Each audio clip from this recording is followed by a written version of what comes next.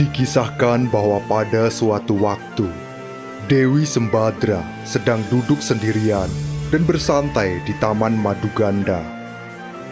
Keadaan sekitar Dewi Sembadra pada saat itu lenggang tanpa pengawasan berarti dari pengawal istana, terutama Dewi Sri Kandi.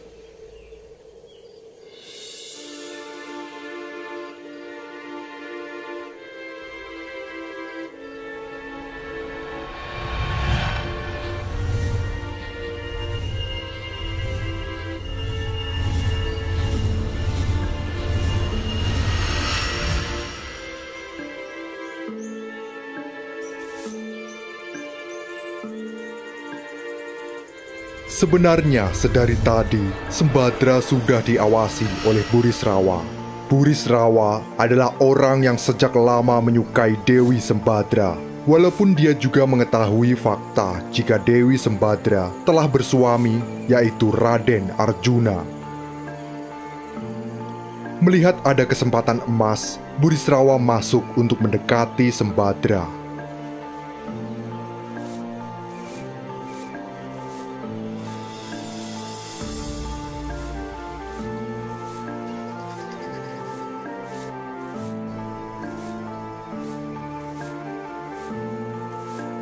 Sembadra pun terkejut karena tidak sadar dengan kedatangan Burisrawa, orang yang seharusnya tak bisa memasuki wilayah itu. Bagaimana kau bisa masuk ke sini, Burisrawa? Apa tujuanmu? Tenanglah Sembadra, aku hanya ingin bertemu denganmu. Sungguh aku sangat mencintaimu. Ayolah, menikahlah denganku. Burisrawa, sudah berapa kali aku bilang jika aku telah bersuami, jangan dekati aku. Wahai Sembadra, tidakkah engkau tahu bahwa seluruh hidupku ini kupersembahkan hanya untukmu? Biarpun wajahku seperti kakekku Bagaspati, tetapi soal perempuan, aku beda dengan suamimu Arjuna itu. Ayolah, menikahlah denganku Sembadra. Tidak, tak sudi aku menikah denganmu. Aku telah bersuami dan aku sungguh mencintainya. Ayolah, menikahlah denganku. Jangan dekati aku. Ayolah, menikahlah denganku Sembadra. Tidak, tak sudi aku menikah denganmu. Jangan dekati aku. Ayolah, Sembadra. Tidak. Ayolah, menikahlah denganku Sembadra. Berkali-kali ditolak, membuat Burisrawa geram.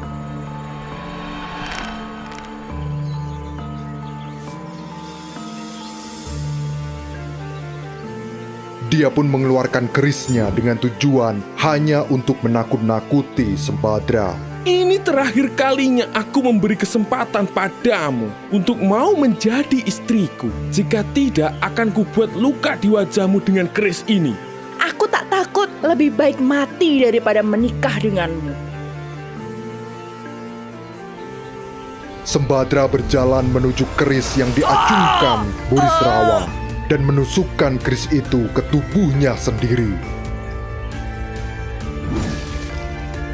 Akhirnya Sembadra pun meninggal demi menjaga kehormatannya. Sembadra terbunuh oleh keris Burisrawa. Burisrawa tak menyangka jika wanita yang dicintainya akan senekat itu.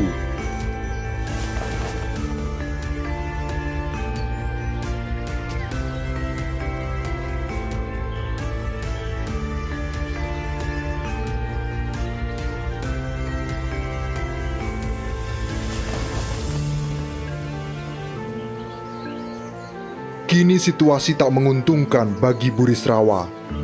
Dengan panik dia bersembunyi di balik pepohonan taman tersebut.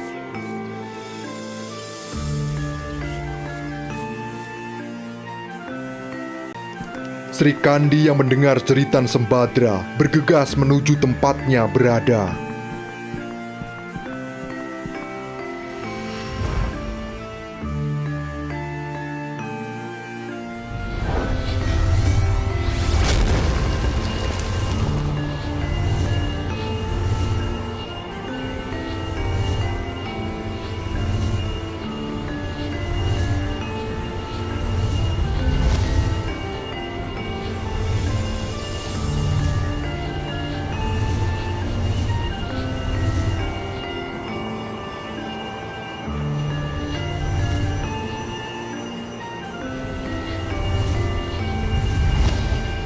Sesampainya di Taman Maduganda, Sri Kandi menjerit sedih bercampur marah melihat Sembadra telah tergeletak tak bernyawa. Hah? Tidak! Wara Sembadra, apa yang terjadi? Siapa yang tega melukaimu seperti ini? Dia pun mencari pembunuh itu di sekitar taman.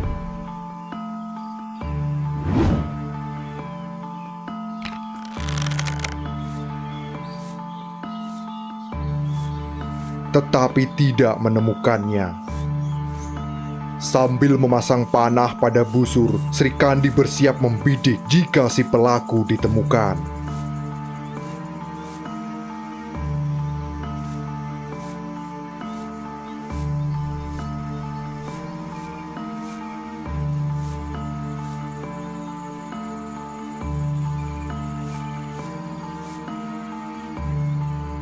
Burisrawa yang sedari tadi bersembunyi tak sengaja menginjak ranting.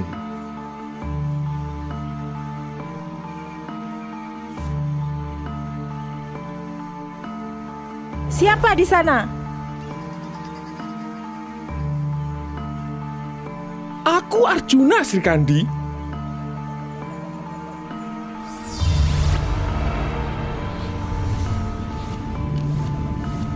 Mengapa suaramu seperti Patih Sucitra?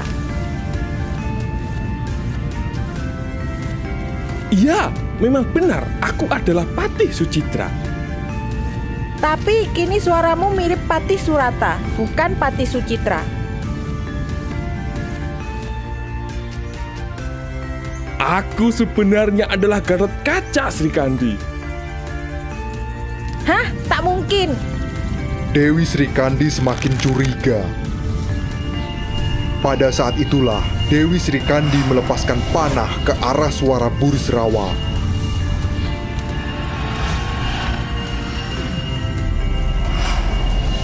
Namun Burisrawa lebih dulu menghindar.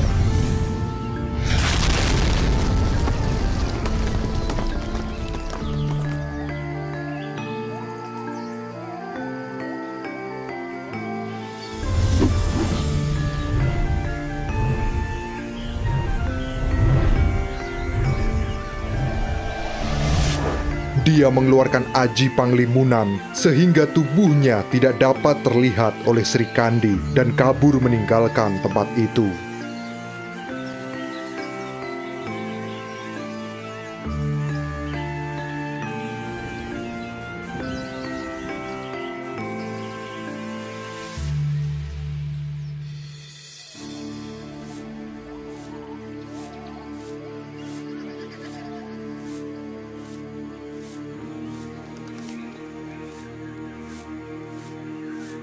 Selang beberapa waktu, pulanglah Raden Arjuna dari kerajaan Tasikmadu, tempat tinggal istri barunya, yaitu Dewi Gandawati.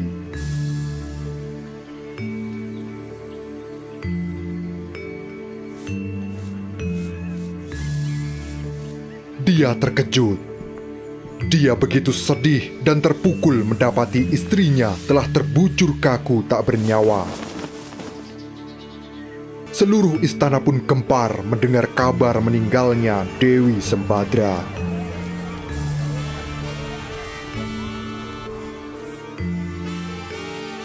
Maka dipanggillah Kresna, sang penasehat para Pandawa.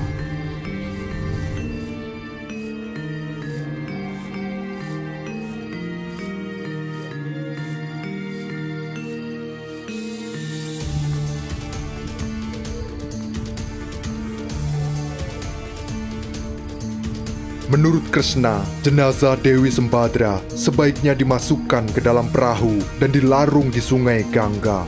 Siapapun yang mendekati perahu berisikan jenazah Sembadra, maka dialah pembunuhnya.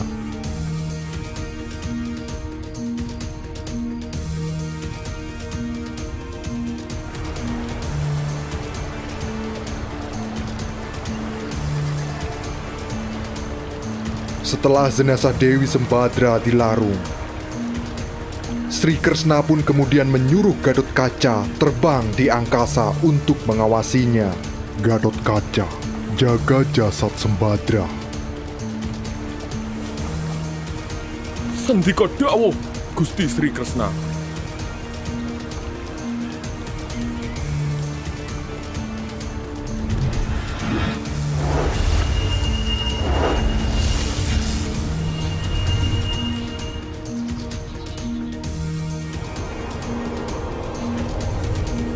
Gatotkaca pun terbang, mengikuti dari kejauhan kemanapun jasad Wara Sembadra hanyut oleh aliran sungai Gangga.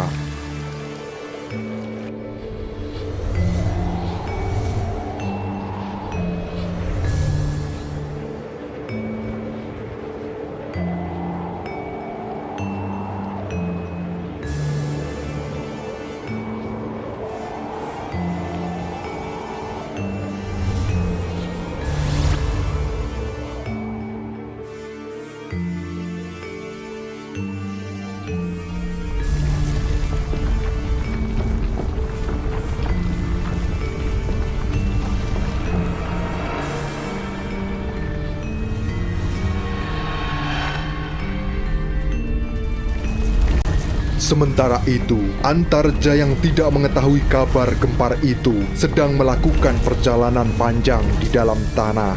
Tujuan dari perjalanannya adalah dia ingin menemui sang ayah. Antarja muncul di tengah sungai Gangga.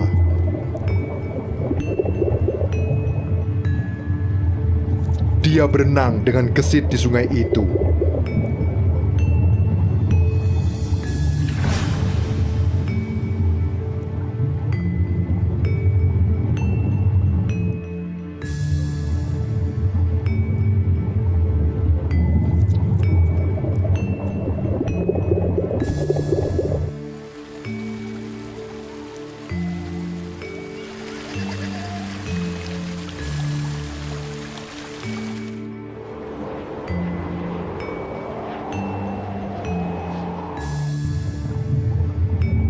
Hingga akhirnya terlihat sebuah perahu yang datang mendekat ke arahnya.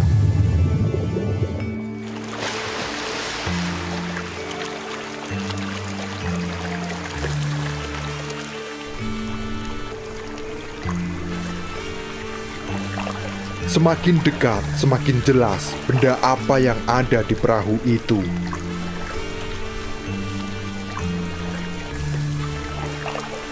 Betapa terkejutnya Antarja. Ternyata yang dilihatnya adalah jasad seorang perempuan yang terbaring membujur kaku. Firasatnya mengatakan bahwa dia harus segera menolongnya.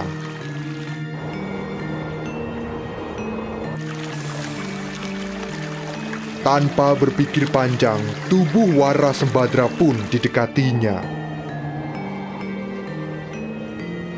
Gatotkaca yang sejak awal bertugas untuk mengawal jasad Sembadra seketika memasang sikap menyerang karena melihat ada seorang kesatria mendekati perahu Dewi Sembadra.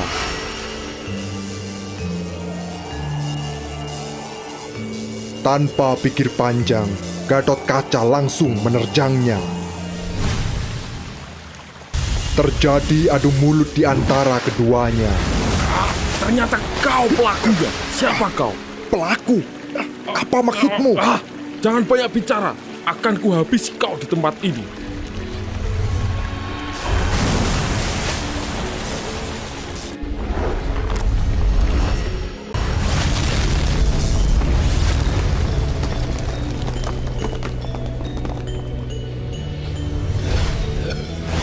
Pertarungan antara keduanya tak terelakkan. Baik Gatotkaca maupun Antarja sama-sama memiliki watak ayah mereka, keras dan berangasan. Keduanya terlibat jual beli pukulan dan adu ilmu kesaktian.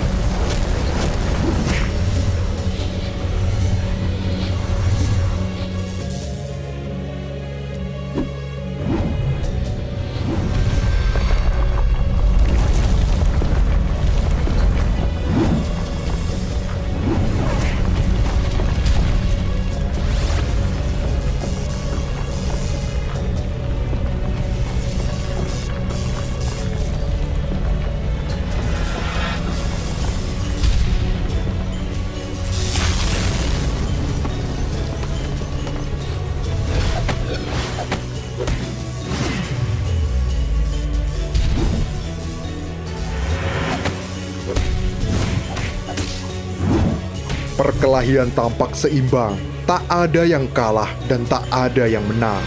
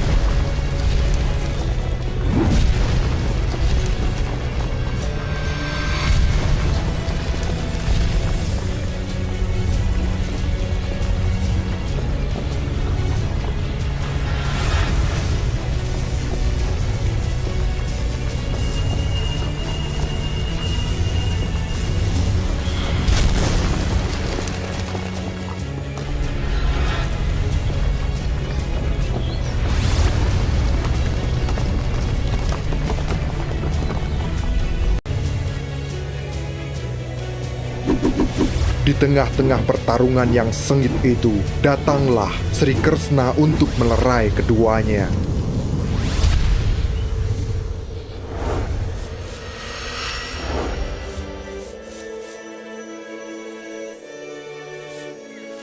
Berhenti kalian, kalian ini bersaudara. Sama-sama putra dari ksatria Pandawa Werkudara.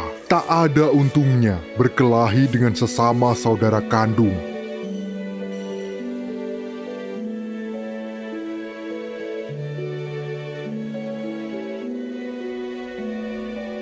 Panjang lebar Kresna menjelaskan dan menceritakan jika keduanya masih saudara.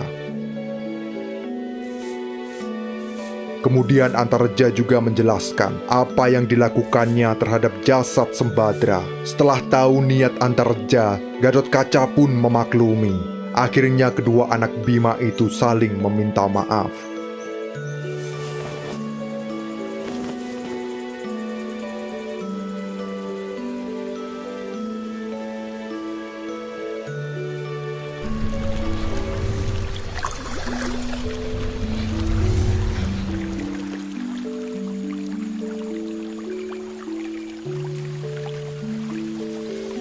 Antareja pun mengeluarkan Tirta Purwitasari, lalu memercikkan ke wajah Sembadra. Atas kehendak dewa, maka Sembadra hidup kembali seperti sedia kala.